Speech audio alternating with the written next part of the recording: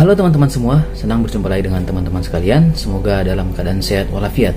Saya Perawat Christian. Pada video kali ini kita akan membahas atau belajar mengenai dasar-dasar K3, dasar-dasar kesehatan keselamatan kerja. K3 itu kesehatan, berarti sehat dulu, kemudian selamat, kemudian bekerja. Jadi kita akan membahas mengenai dasar-dasarnya ini. Bagi teman-teman yang berprofesi sebagai safety atau petugas K3 di sebuah perusahaan, mungkin ini bukan hal yang baru, tapi mari kita belajar, mari kita sharingkan informasi yang kita ketahui agar semua orang mengetahui, karena safety itu diawali dengan diri sendiri. Yang mendasari K3 tersebut adalah karena adanya kecelakaan kerja sebelumnya. Jadi banyak cerita, banyak sejarah mengenai kecelakaan kerja sehingga dibuat undang-undang mengenai K3. Apa sebenarnya kecelakaan kerja tersebut?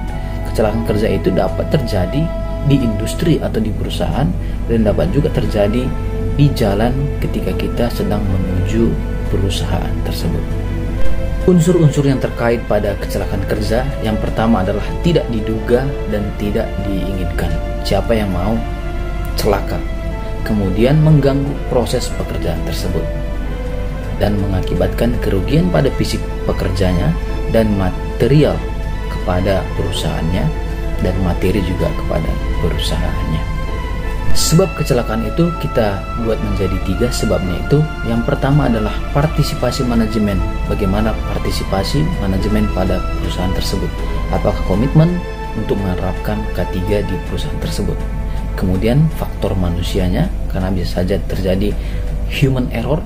Kemudian yang ketiga adalah faktor dan kondisi lingkungan kerja tersebut. Sebab utama dari kecelakaan tersebut kita bagi menjadi 2. Yang pertama tadi, kondisi tidak aman. Kondisi tidak aman ini dimaksud adalah bahan-bahan atau material peralatan yang digunakan di perusahaan tersebut. Apakah sudah aman atau sudah safety ketika kita menggunakannya.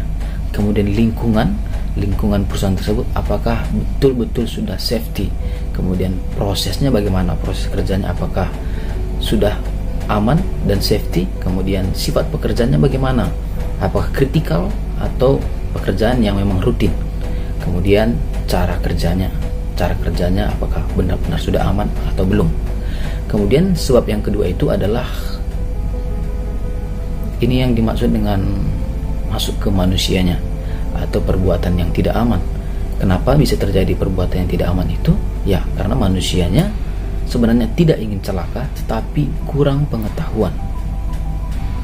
Pengetahuan cukup, tetapi bekerja terlalu lelah atau fatigue juga dapat menimbulkan kecelakaan.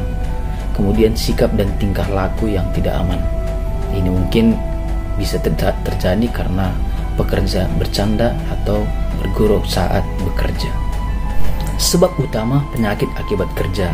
Ini ketika kita bekerja, kemudian timbul penyakit. Apa saja faktor yang menyebabkan penyakit akibat kerja ini? Yang pertama adalah faktor biologis. Faktor biologis ini bisa saja terjadi karena dari faktor makanan atau keracunan, bisa jadi karena air yang tidak bersih kita konsumsi sehingga karyawannya itu semua diare, bisa terjadi karena ada juga hewan-hewan yang ada di perusahaan tersebut, misalnya ular atau ancaman buaya atau sejenis hewan yang mengancam kesehatan pekerja tersebut. Kemudian faktor kimia. Faktor kimia ini karena banyaknya bahan kimia yang dipakai dalam suatu perusahaan itu, baik digunakan untuk membersihkan, baik digunakan sebagai bahan untuk mengerjakan sesuatu. Ya, kimia ini bisa terjadi, bahan-bahannya itu bisa mengakibatkan korosi, iritasi, dan gas, misalnya gas atau bahan-bahan kimia yang mudah terbakar sehingga bisa terjadinya ledakan. Kemudian yang ketiga itu adalah faktor fisik. Faktor fisik ini langsung kita ke manusianya. Fisik kita menjadi terganggu. Yang paling sering itu adalah pendengaran. Ketika kita bekerja di area yang sangat bising atau kebisingannya melampaui ambang batas dan kita berada di situ, maka itu dapat mengganggu pendengaran kita.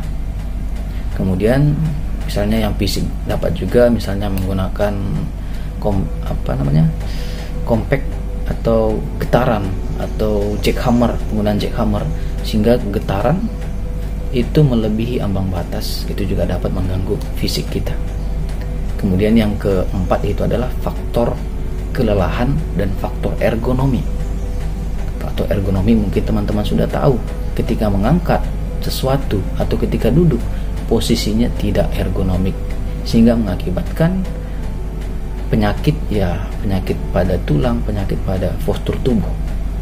Kemudian faktor yang kelima itu adalah faktor yang berhubungan dengan psikologi dan mental. Psikologi dan mental ini bisa terjadi karena lingkungan orang-orang yang ada di sana, kemudian tekanan kerja dari atasan, atau kurangnya motivasi dari atasan, atau bisa saja terjadi karena kurangnya kekompakan dalam suatu tim bekerja. Apa akibat dari kecelakaan kerja tersebut? Akibatnya adalah yang pertama, kerugian bersifat ekonomis baik langsung maupun tidak langsung. Contohnya ada kerusakan mesin atau kerusakan atau property damage, kemudian biaya pengobatan dan perawatan, kemudian tunjangan kecelakaan, hilangnya waktu kerja, kemudian menurunnya jumlah dan kualitas produksi. Yang kedua itu adalah kerugian non ekonomis, penderita atau si korban yang mengalami kecelakaan, kemudian penderita dan keluarga korban tersebut. Oke teman-teman, itu dia sekilas mengenai dasar ketiga yang disebabkan atau didasari karena adanya kecelakaan kerja, dan akibat dari kecelakaan tersebut akan menimbulkan kerugian baik dari pihak pekerja maupun pihak perusahaan. Oke teman-teman, kita sampai di sini. Untuk pencegahan dari kecelakaan kerja tersebut kita akan bertemu di video selanjutnya. Sekian dari saya, terima kasih.